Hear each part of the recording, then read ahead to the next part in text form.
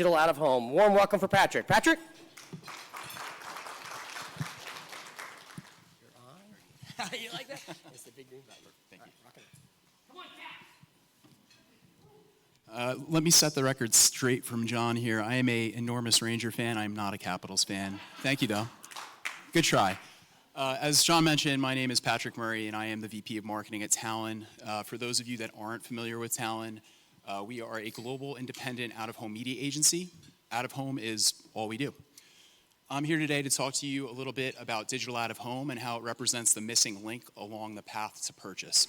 So a bit of a preamble for my presentation. Let's take a look at a snapshot, just overall retail media, and we'll talk a little bit more about where digital out-of-home fits into all of this. So it had a big moment over the last 12 months, probably longer.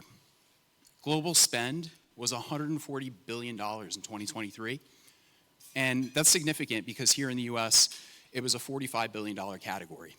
And that's significant because it surpassed that of CTV spend and was also closing in on traditional TV. So where does digital out-of-home fit into all of this? Well, physical screens within retail locations that are accessible through buying digital out-of-home, that inventory grew exponentially, and it continues to. Our partners at Place Exchange, we actually got numbers from them that the inventory grew by 32% in the second half of 2023 versus the first half. So this represents an opportunity for digital out-of-home to play a pivotal role in shopper marketing strategy. If you take 4 things away from the presentation here, number 1 is scale. There's an enormous amount of scale and reach that's available through digital out-of-home along the path to purchase. 125 billion monthly impressions, over 800,000 screens.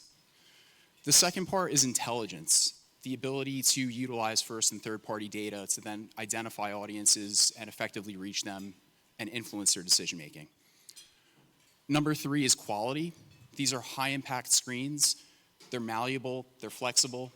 They have the ability to change that messaging and creative that aligns with the environment in which the consumers are seeing them. And then finally, I'm going to underscore this throughout the presentation, but the measurability factor, the ability to attribute exposure to out-of-home, to real-life business decisions, things like upper funnel awareness all the way down to footfall and driving in-store purchases. So all this comes down to making digital out-of-home really critical for reaching consumers along their daily journeys and along their purchase journeys.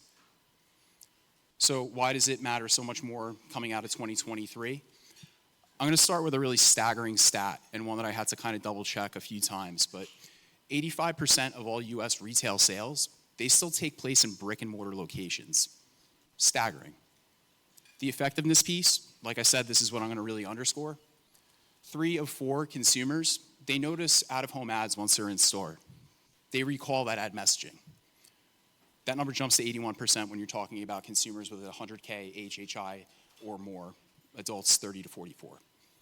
More importantly, 42% of those consumers, they say that those ads have a direct influence and impact on their purchase decisions. And then just going back to that growing retailer coverage, this is where these digital out-of-home ads exist. Big blue chip retailers across a myriad of categories. Talking about C-stores, big box stores, department stores, grocery stores. And this is continuing to grow. So digital out-of-home really allows for that continuity and consistency of ad messaging from the moment a consumer leaves their home, potentially on their commutes, to entertainment destinations, or to some of those stores that were on the previous screen. The opportunity to reach consumers on the go throughout that daily journey is the first part. The second part is having ads that align with where consumers are near stores. This could be a radius that's cast near and wide, but a real critical opportunity for brands to be able to remind people of where their product is available and even directionally where to go and be able to buy that product. And then finally, my attempt at being somewhat clever, but I've kind of dubbed this the last line of offense. So in-store, that last touch point before a physical purchase is being made and the influence that it has on consumer purchase decisions. So let's talk about a couple of examples. I know Pret is a QSR, but I feel like a lot of the tactics that were used in this campaign can really be, they can be used for any retailer. So Pret wanted to increase their perceptions and awareness of the brand, but also drive footfall. No pressure. What we did was geofence specific points of interest, things like commuter hubs and locations nearest their store locations within Manhattan. And what we were able to do was use dynamic creative optimization to contextualize these ads and make sure that the messaging was going to reach the consumers in the right mindset. So what this meant was we were able to have ad messaging that aligned with consumers as they got off a bus or a train in Manhattan, reminded them that, yep, you could use that coffee on your way to the office.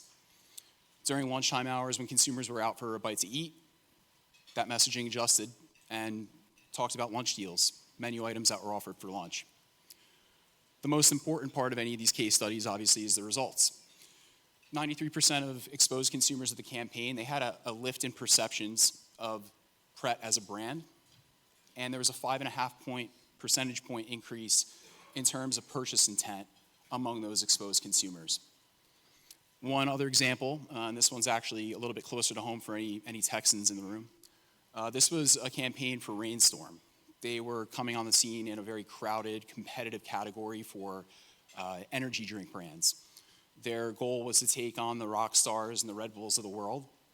And what they were looking to do was have that burst on the scene moment with brand awareness in key markets throughout Texas. So what we were able to achieve was unprompted brand awareness, and that was by utilizing a mix of out-of-home formats, both digital and traditional.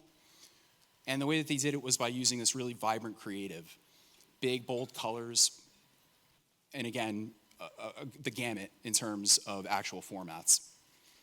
Results here, also outstanding. 39% of exposed consumers, they claimed to look out for Rainstorm in store, and then 23% of those exposed, they purchased Rainstorm as a result of being exposed to those out-of-home ads. So I'm gonna close out with a couple of key takeaways. So number one, digital out-of-home has the ability to bridge that online-offline gap by reaching consumers throughout daily journeys. Number two, you can see from those two case studies that it really runs the gamut in terms of objectives. You have the ability to build brand awareness, upper funnel. You have the ability to drive consumers in store and make a purchase, lower funnel. Flexibility, again, these screens allow for a very contextualized creative message, something that can align with the right mindset of consumers by having the right message at the right time. In terms of in-store and what these screens have the ability to do, it's that last final touch point and influence before a physical purchase is being made. And finally, the most important part, I'm sure for all the marketers in the room, they can attest that it all comes down to being able to tie back that exposure, measure the impact, and report on ROI. So thank you very much, everybody. I appreciate your time, and I hope to connect with you and root for the Rangers tonight. So.